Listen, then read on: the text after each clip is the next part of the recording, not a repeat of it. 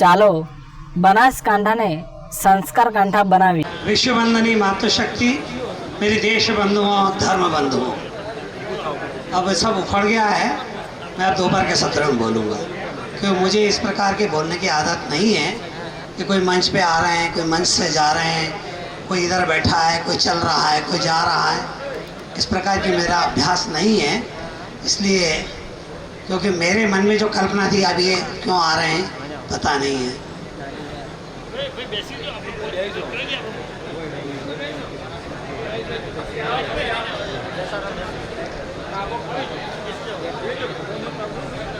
जरा एक बार जोर से घोषणा करेंगे, धर्म की, धर्म की। इतनी सी आवाज से जय नहीं हो सकती। और हिंदू समाज की तकलीफ यही है कि जब मौका आता है तब हाथ नहीं उठाते हैं, मौका निकल जाने के बाद में हाथ की समीक्षा करते हैं। अगर हम जिंदा हैं, जागृत हैं, तो हाथ उठाकर आवाज दीजिए, धर्म की, अधर्म का, प्राणियों में विश्व का, विश्व का, भारत माता की, भारत माता की, भारत माता की। एक बहुत कठिन समाचार मिला है, संचालक ने अभी दिया मुझे, कि आपको इसलिए बोलना है कि जो रसोई घर में चावल और दाल का भगोना चढ़ाया था, वहाँ ये प्रवचन महाराज जी का सुनते सुनते उस रसोइयों को नींद लग गई, दाल का भगोना लुढ़क गया है। जब वो उठा इधर चावल का भगोना भी लुढ़क गया है। समाचार आया है कि सांवला जी आपको तब तक बोलना है जब तक चावल बन जाए, और दाल बनेगी तब तक शिक्षा मंत्री बोलेंगे। अब सुनना आपकी मजबूरी है और बोलना मेरी मजबूरी है।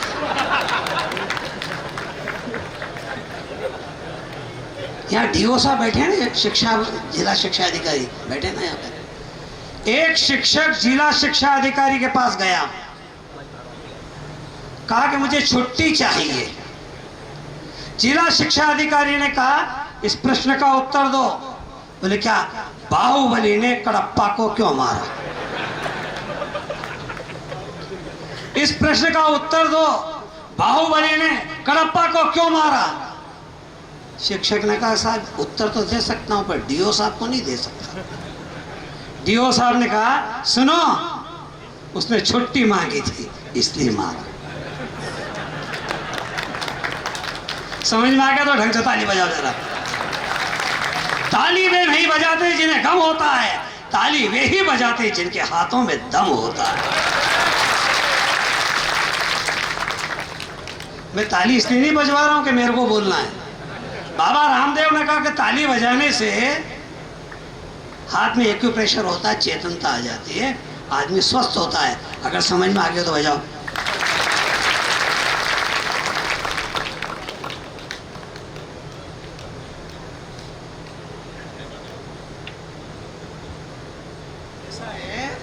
वो जो टेबल जहाँ है ना सब, मैं जहाँ बैठा हूँ बीच में हिमालय पर्वत भी है, विंध्याचल पर्वत भी है, सतपुड़ा भी है, अरावली भी है।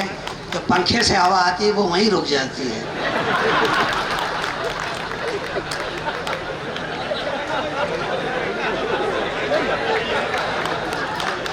नहीं वो बात वही है, उधर भी है, उधर भी है।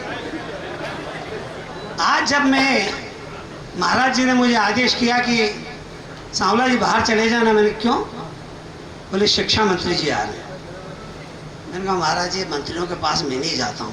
बोले क्यों?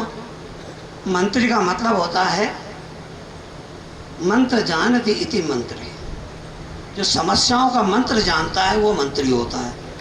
अपने को कोई समस्या ही नहीं तो जाए क्यों?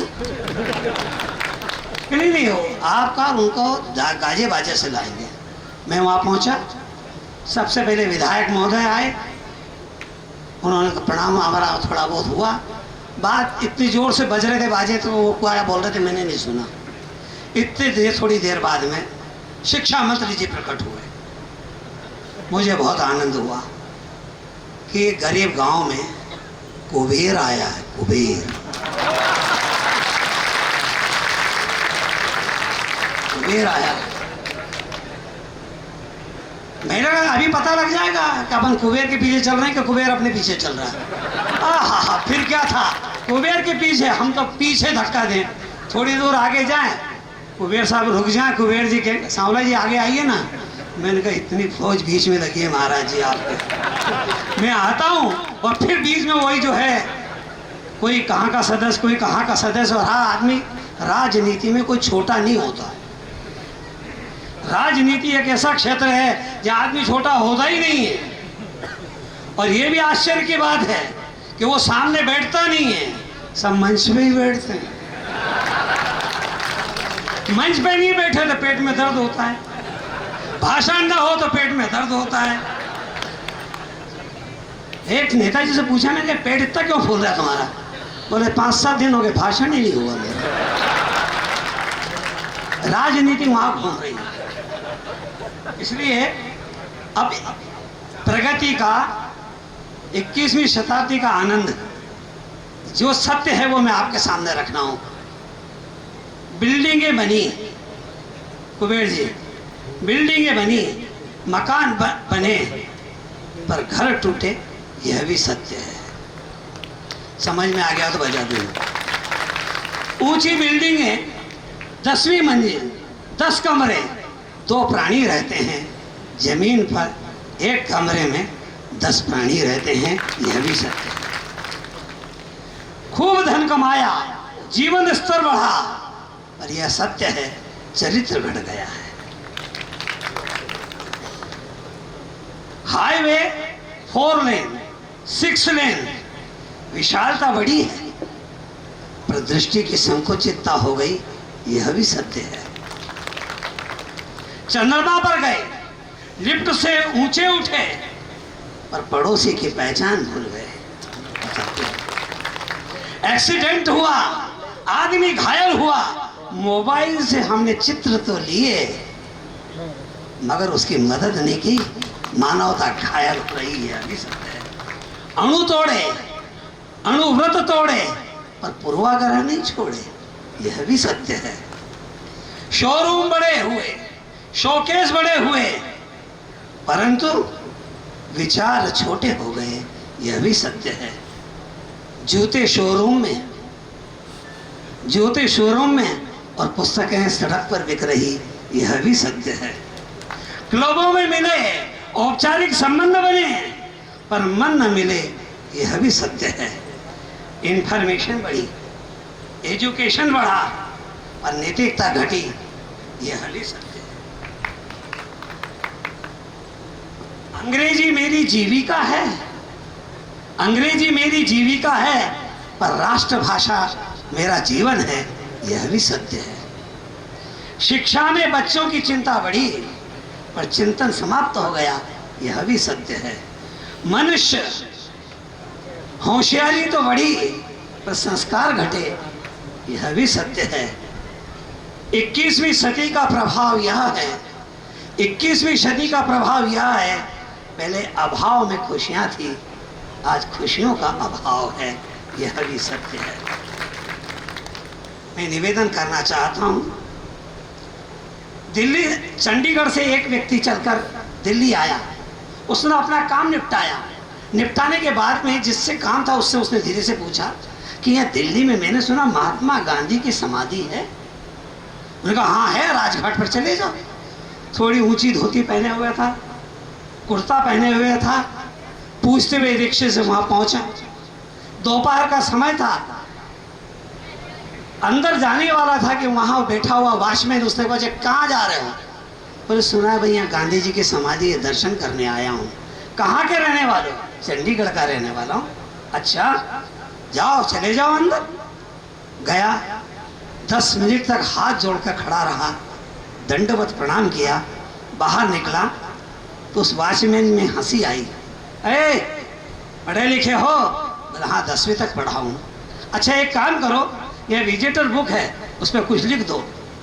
उसने विजिटर बुक खोली, पढ़ी, फिर उसने लिखा, गांधी जी, आज मैं आपकी समाधि पर आया, मुझे बड़ा समाधान हुआ, मन को बड़ी शांति मिली।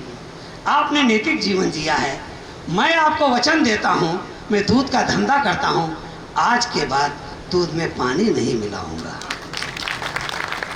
ये लिखा, दस्तखत किए, बाहर गया, जूते पहन रहा था, इतने में वॉचमैन आके देखकर वो पढ़ा और जोर से आवाज लगाई, अंदर आओ।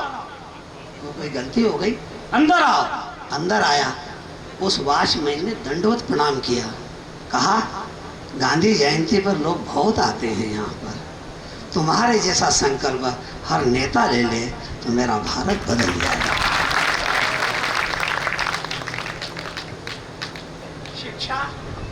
शिक्षा वह जो विचार और आचार और विवेक दे। शिक्षा व्यक्ति में अंतर्निहित पूर्णता की अभिव्यक्ति दे। शिक्षा समाज की दिशा दशा बदल दे। शिक्षा बाह्य सौंदर्य, संस्कार आंतरिक सौंदर्य है, इस पर हम आगे बढ़ें। शिक्षा की जड़ कड़वी होती है पर फल मीठा होता है। शिक्षा आज की जीविका देती है तथा ज्ञान हमें जीवन देता है, उसकी ओर हमें बढ़ना है। संस्कारशाला उसी ओर बढ़ता हुआ कदम है। शिक्षा नैतिकता और संवेदना निर्माण करने का केंद्र है। शिक्षा नैतिकता और संवेदना निर्माण करने का केंद्र है।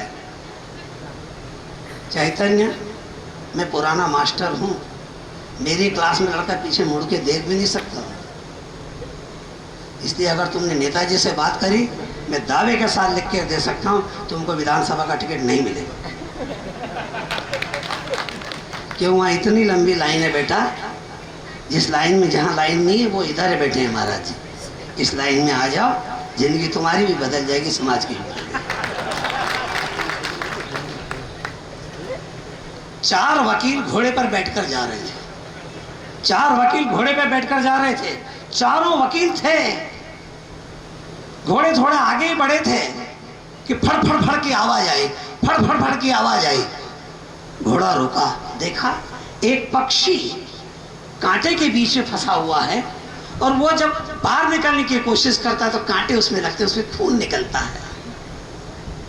इसने घोड़ा रोक दिया। वकील ने कहा एक ने, अरे जो पैदा हुआ है मरेगा निश्चित, तुम क्या कर रहे हो? दूसरे ने कहा, मरना नियति है, मरना सत्य है, छोड़ दो इसको। तीसरे ने कहा, अरे पक्षी तो है, क्यों इसके पीछे लगे हो? उनका नहीं, तुम जाओ, मैं आता हूँ।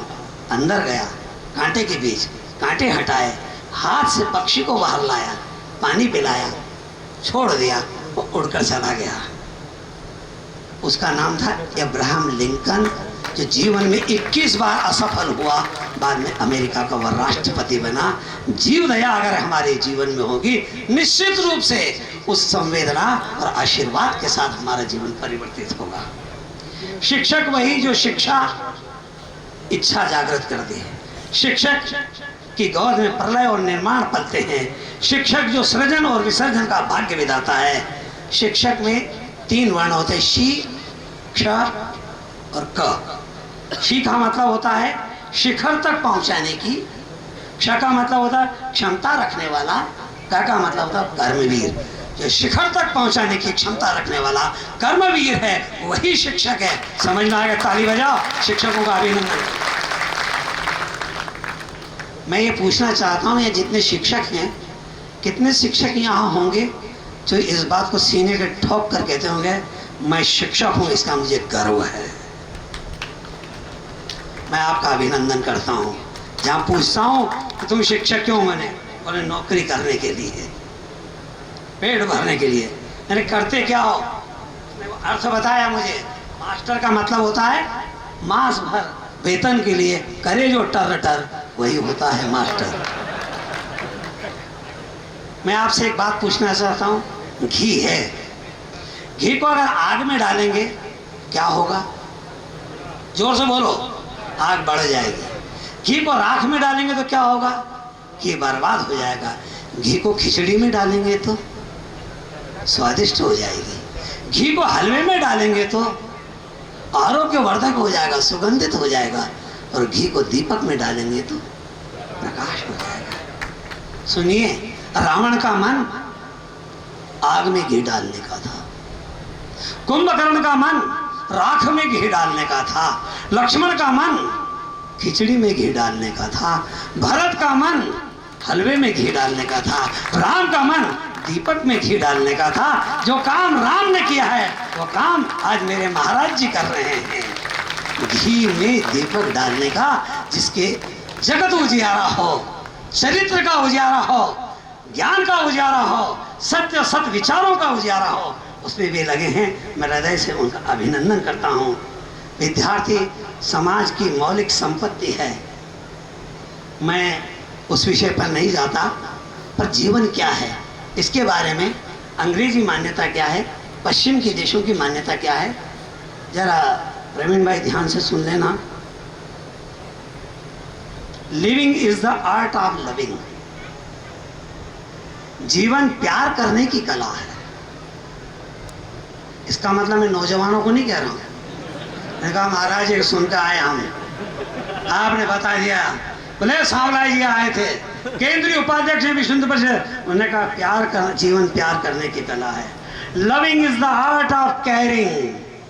प्यार एक दूसरे का ध्यान रखने की कला है। Caring is the art of sharing. एक दूसरे का ध्यान रखना, एक दूसरे के सुख दुख को बांटना, केयर करना, परस्पर बांटना। Sharing is the art of loving. सुख दुख बांटना ही मानवता है, वही जीवन जीने की कला है। इसलिए हम ये कहते हैं 21 दिन में आदत और 90 दिन में स्वभाव बन जाता है।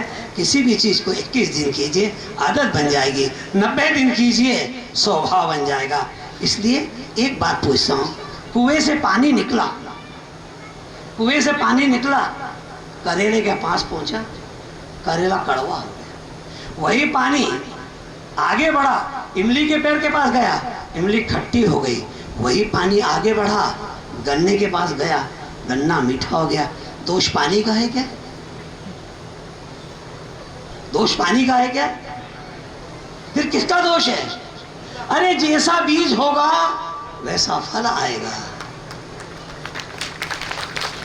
मनुष्य का बीज संस्कार है, इसलिए हमें अपने संस्कारों की चिंता करना चाहिए और बीजारोपण संस्कारों का संस्कारशाला के माध्यम से होगा, जिसका बीजारोपण बनासकांठा जिले में हो गया है। अभी 61 बीज लगे हैं, कोई गांव खाली न रहे, इसका चिंतन अगर हम करेंगे तो मेरा मत है कि बदल जाएगा सारा दृश्य। पश्चिम की मान्यता है, जीवन क्या है? Learning then earning. शिक्षा काय के लिए है? लर्निंग काय के लिए? सीखना काय के लिए? अर्निंग के लिए, कमाने के लिए। हमारी मान्यता, आज की मान्यता क्या है? लर्निंग, अर्निंग, उसके आगे बढ़ के लिविंग। सीखना है, कमाना है, इसके लिए? जीने के लिए। पर हमारी प्राचीन मान्यता क्या थी? लर्निंग, अर्निंग, टर्निंग और लिविंग। ये लर्निंग क्या है? ये ब्रह्मचर्य काल है। अर्निंग क्या है? ये गृहस्थ काल है। टर्निंग ये क्या है? वानप्रस्थ काल है। और लिविंग ये क्या है? समाज के लिए समर्पित जीवन, साधु जीवन है। उसकी चिंता हम करें। इतना ही निवेदन करते हुए एक बात कहकर अपनी बात पूरी करूंगा। एक रामचंद्र नाम का व्यक्ति था, वो दूध बेचने का काम करता था। मोटरसाइकिल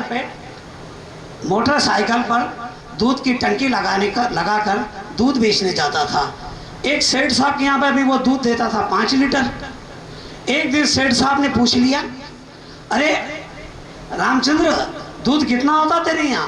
उन्होंने कहा कि 100-125 लीटर। सारा दूध बिक जाता, जितना बिकता बेच देते हैं, बाकी बचता जमा लेते हैं, छाछ बन जाती है, घर में खा लेते हैं, पड़ोसियों को बांट देते हैं, घी बन जाता है, घर में खा लें, मक्खन बनता है, बच्चे खा लेते हैं। अच्छा तेरे मक्खन भी होता? बोले हाँ। बेचते भी हो? कोई ग्राहक आ जाता दे भी देते हैं महाराज। तो ऐसा करना, कल से तू आधा किलो मक्खन दे जाया करना, ठीक है? प्रतिदिन वो आता था और आधा किलो मक्खन दे जाता था। एक दिन सेठ साहब ने मक्खन तोड़ लिया, मक्खन 450 ग्राम निकला। सेठ साहब बिल्कुल लाल गुल गुस्से में तमतमाते हुए बैठे हुए, आज आने दो रामचंद्र को, आज उसकी तबीयत ठीक कर दूंगा ससुरे की। मैं क्या समझता है वो। जैसे ही मोटरसाइकिल की आवाज़ सुनी, सेठ साहब बिल्कुल बाहर निकले।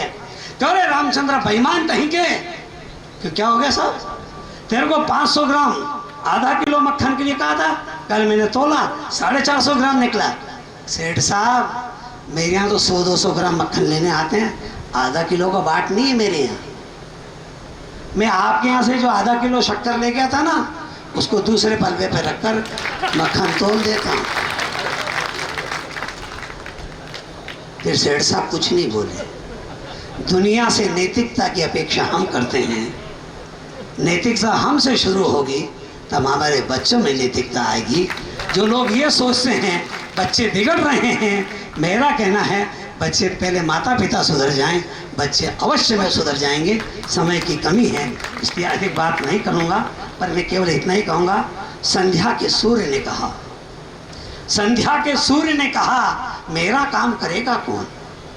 संध्या के सूर्य ने कहा मेरा काम करेगा कौन? अब सूर्य का काम कौन कर सकता है? प्रकाश देने काम कौन कर सकता है? संध्या के सूर्य ने कहा मेरा काम करेगा कौन? सुनकर सारा जगत स्तब्ध निरुत्तर मौन, कोई भी बोलने को तैयार नहीं।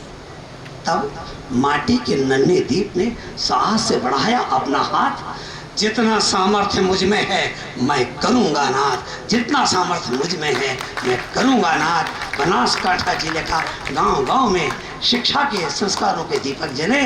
मैं विश्वास के साथ कहता हूँ सारे भारत में उजियारा होगा। बनासकांठा जिला गौरव करेगा, सारे भारत के जिलों का नेतृत्व बनासकांठा जिला करे। इसी मंगल प्रार्थना के साथ अपनी वाणी को विराम देता हूँ। एक बार जय श्री राम। सच बताओ, ये सब राजनेता बैठे, इनसे पूछ रहा हूँ अगली रामनवमी कहाँ मनाना चाहोगे? जोर से बोलो। मैं निमंत्रण देने आया हूँ आपको। जनवरी में आपकी मनोभावना के अनुसार विश्व का सबसे ऊंचा मंदिर बन रहा है, राम उसमें प्रस्थापित होने वाले हैं, उसके आप साक्षी बने। एक बार जय श्री राम, जय श्री राम। बहनें हाथ नहीं उठा रही। जिस दिन बहनों ने हाथ उठाना समझ शुरू कर दिया, घर में नहीं, हाँ, हाथ उठाना शुरू कर दोगे समस्या हल हो जाएगी। जय श्री राम, जय श्री राम। सभा में एक नेताजी ने हाथ नहीं उठाया। मैंने बाद में, क्यों उसका अपमान हो जाए, अकेले में बुलाया। मैंने नेताजी इधर आओ। पूछे क्या बात है भाई साहब? मैंने कहा बेटा तुमने हाथ नहीं उठाया। वो मैं मेरी घरवाली से पूछ के नहीं आया था। अगर पूछ के आया हो जरा हाथ। जय श्री राम।